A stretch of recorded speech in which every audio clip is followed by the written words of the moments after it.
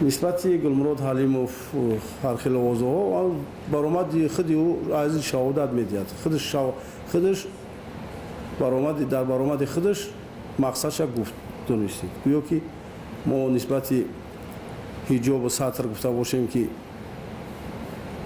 як расму оини тоҷикӣ бояд ҷорӣ шавад, бояд расму оини миллии мо ки ҳамада арзиши миллии мо аст бояд нигоҳ дорем. мо ҳамра гуфта бошем ӯ хафа шуда бошад, хитон қазоват кунед ки ба як сатри ҳиҷоб гуфтан агар одам худаш ифротгаро шавад, рафта зани фарзанду падару модар хеш тавора партофта рафта дар дигар гурӯҳ рафта ҷангад, чӣ маъно дорад? Хитон бояд баҳотием ки то чӣ дараҷа ба сабаби рафтанаш ба ҳамин буд аст. Дига ман ягон сабабшо нафаҳмидам. Лекин мо корҳои оперативӣ профилактикӣ пеш мебурдем ва худи он вақте ки аз ҷиҳати рӯҳӣ равонӣ ба мақомот дуруст наомад, баъзан ҳолатҳо буд, чандин маротиба буд ки аз эрод гирифтему, чандин маротиба санҷиш кардем, худи ӯ ҳис мекард ки оқибаташ ба хубӣ намеорад, мо онро аз мақомот мумкин озод мекунем. барои ҳамин рафта шомил шудан ба гурӯҳи ифротгароӣ ҳамин шуд. ҳеҷ ягон дигар сабаб надорад.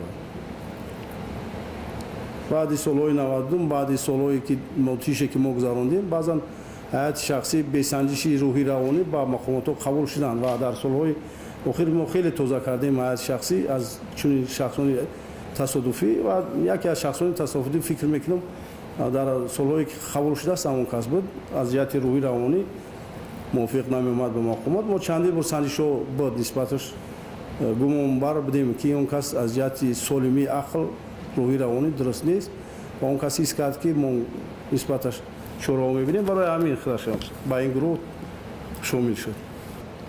хай маълум аст ба шабакаҳо баъзан хабар медиҳанд ки ба ҳалокат расида, бисёри мардуми тоҷикистон хурсанд шуданд, лекин баъд бо фаҳмиданд ки хеле захмдор шудааст, боз каме ғамгин шуданд. лекин гуфтаистам ӯ шахсе ки гуфтаистам ку ҳар як шахси ҷумҳурии тоҷикистон ба назарам фикри ақидаш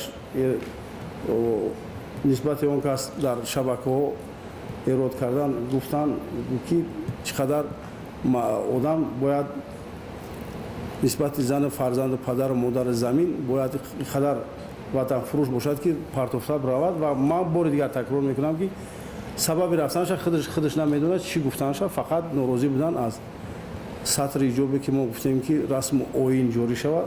и албатта барои мард, барои шахси мансабдор, ба одаме ки аз ҳама лиҳозу ҷиҳат таъвин аст, баҳона намешавад партофта рафтан. ман гуфтаистам албатта пушаймон аст, медонем кор бурдаистем ки баргашта биёяд, дар назди қонун ҷавоб гӯяд.